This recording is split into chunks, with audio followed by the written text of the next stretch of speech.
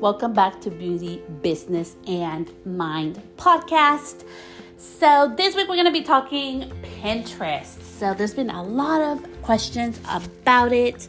So I did want to let you know, I do have currently a wait list. If you're interested, you can just go to celestestylist.com and it will pop up for the wait list. It will have a special offering to my pricing, to my little mini course on Pinterest. It's very impactful. I like to get to the point. I don't like to waste anybody's time.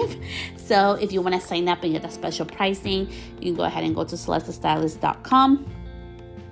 And I did want to share this week about Pinterest. So is your ideal client on Pinterest? I didn't bring up all this information just because I wanted to search on Google. No way. I am giving you information that you cannot find anywhere else. That is my main priority and important in my podcast. So I actually got this information from inside, behind the scenes, a special training that I got from Pinterest. And at the end of this episode, I will be sharing my insights of my own audience, because I know I talk a lot about like women and who's on the platform and everything. Men are starting to go on there, but also to everybody else who identifies, non-binary.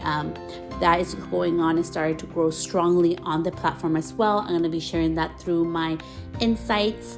So as always in this episode, take what resonates, leave the rest behind.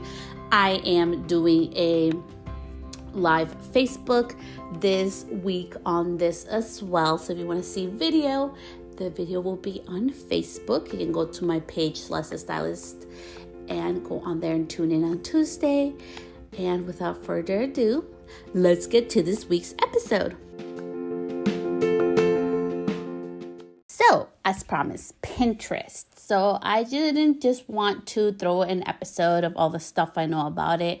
I wanted to be intentional. I wanted to be impactful for you so that if you have never been in a platform or you have been utilizing it for your own personal use, you're going to learn today how to utilize it for your actual business. So people go on Pinterest. If you don't know what Pinterest is, it is a picture-based research platform. So people go onto Pinterest to go plan events and to be inspired. A lot of people go up there, for example, in the beauty industry to get inspiration for their next set of nails, for manicures, the next hairdo or hair color, for the ones that are in the hair industry. So there's different inspirations. There's inspirations for home, for cooking, for all kinds of different things. So knowing this is that Pinterest is really based on ideas. People want to know what to do next. If you're going to remodel, like for example, one of your bedrooms, what are some inspiration and ideas that you can get going through? What are some things to think about? You go there. So it's pretty much like the Google for people that are planning to do something that's next. And today we're going to be talking about how to utilize it for your business, things that I've learned. And this is one of the big focuses I'm going to be focusing on this year. It's not so much Instagram or the things other people are doing. It's more the things that are helping grow my business. And I wanted to share that with you after months of research. I did take a month off it because I wanted to see how good it was. I wanted to play around with some things of the algorithm with it. I would not recommend doing that. Once you start, doing it, keep on it. I did it more for, research purposes and for this podcast. So let's get to it. Okay. So did you know that 89% of Pinterest users go in there for inspiration and it also guides them for their path to their next purchase. 89% of people that use this. So all this information was based off a Pinterest presentation and information that I have gathered. I am very lucky to be a part of behind the scenes, something that Pinterest is doing for small businesses. So I'm able to get some of the scoop in there that I'm going to be sharing with you today. 8 out of 10 people go on Pinterest to feel positive. They want to be inspired. They want some moment of happiness. How many of us don't have like a little dream board on there? I know I do, and a lot of those dreams have become a reality. It is a space where I don't have to worry about comments or, what I'm posting. It's more about inspiration and positivity, and it pays to be positive on Pinterest. And it is one of the most trusted platforms than any others. So, how can we start utilizing it for your business? Number one, set up a business account. So you can set up a personal account or a business account. You can look at mine is Celeste Stylist. When you have a business account, it's really important because you're going to get more insights, more information. I'm able to see, for example, on Pinterest, because I have a business account, I'm able to see more information than I would if I just had a personal one.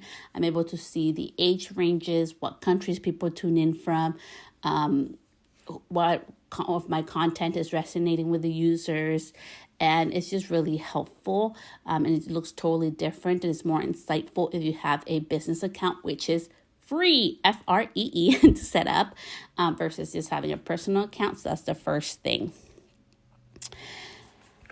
So when people are going to start planning, whether it's the next hairstyle, next haircut, or nails, they always start planning early. So that's something to keep in mind. I know like Valentine's Day is almost 2 months away, or a little over a month away, and people are going to start planning for their nails, or if they're going to get makeup done, or if they're going to do their hair. People use it as a planning platform. So as we continue, I have a whole bunch of different notes, so bear with me. And what's really fun about Pinterest is people want a fun, enjoyable experience. 66% of inspiration is really critical for people to shop or buy. So they want to be inspired before they buy from you. And did you know that there's over 400 million users per month on Pinterest? And also, most people that spend money on Pinterest spend 40% more than they do on any other platforms, which I thought was so awesome.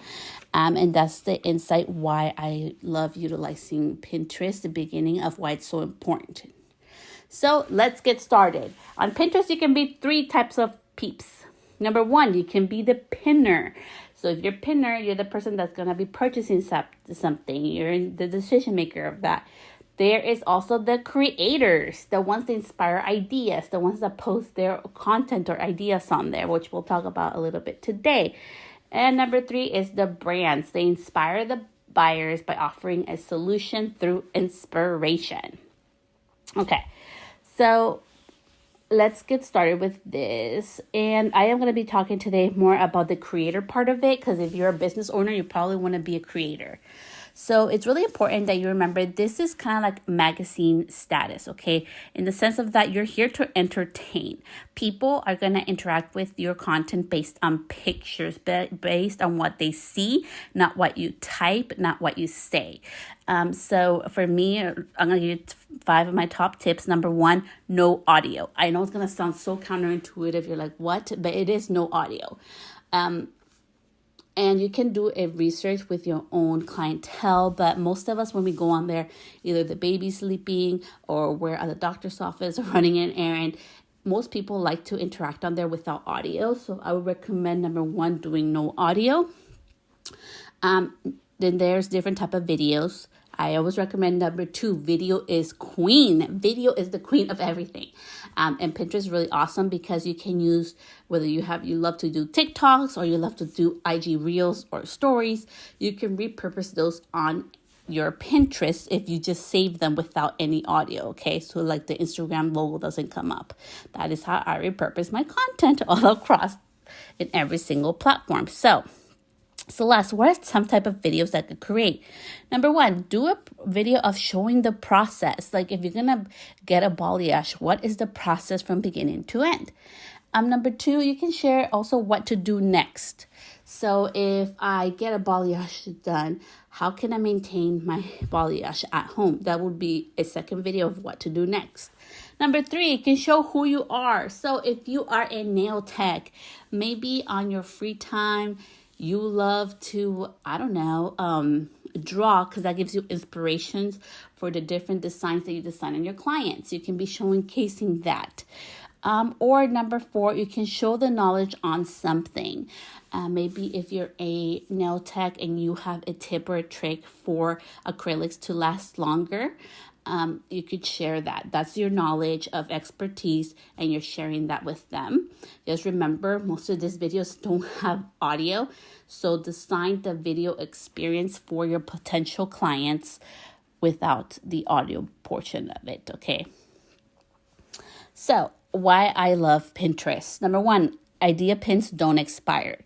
I love doing pins. You can create your own pins or idea pins, which is pretty much like a, hey, I did this, now you go recreate it, or you go try it out yourself as well. And the beautiful thing is they don't expire. I have some pins that have been there for 3 years and are one of my highest performing pins. I love that because there's so much work, as you know, going into creating. Hey, well, most of business owners, when they go into create their own templates or their own video creation, that takes a lot of energy, a lot of work. So the beautiful thing is that it's not going to expire in 24 hours or in 24 hours or 48 hours. It actually can keep working for you and for your business, so it can be found even years after you create a pin. The other thing is that also they have awesome tools on there that you can share what you're doing. You can share your expertise.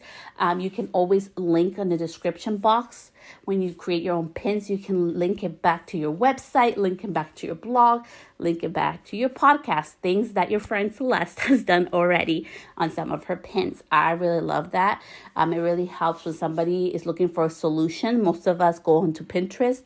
I have bought things from Pinterest when I'm looking for solutions. I have connected with other people to do business with through Pinterest, believe it or not, and I have gotten quite a few amount of clients from Pinterest, which I really love, and I know can help your business as well.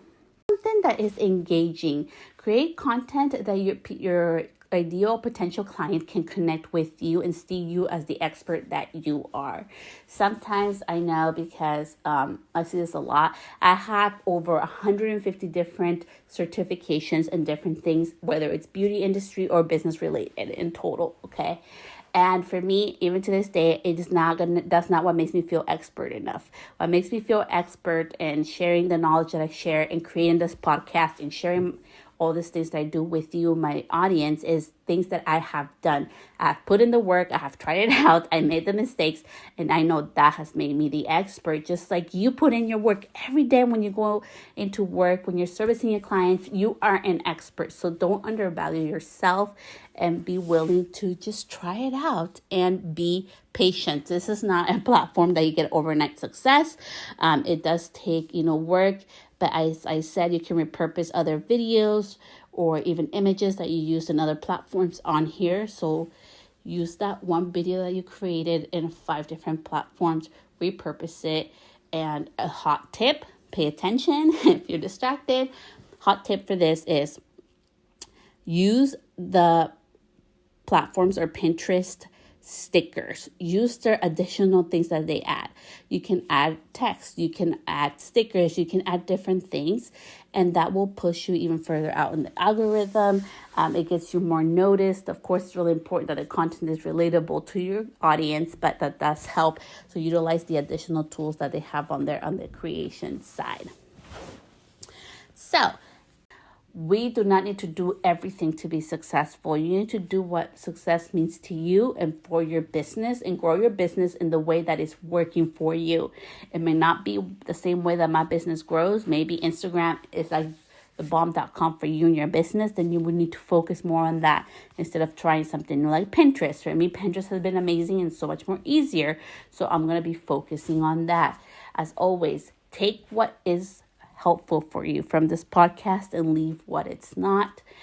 I'm always gifting and giving all this information from a place of love, not to add something more to your list. Simplify and put systems in place in 2022 in your business to make your life easier and lighter. So much love. I will see you back. So thank you so much for tuning in. I would totally appreciate and love a review. It really just helps me to know what resonates and how can best help you. So to end this episode, as I promised, I'm actually going right now into my analytics. Today it is August 17th, so this is the information that I am about to share with you.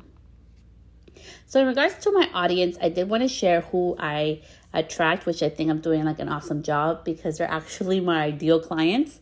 So 38.1% of my audience is between 25 and 34 years old.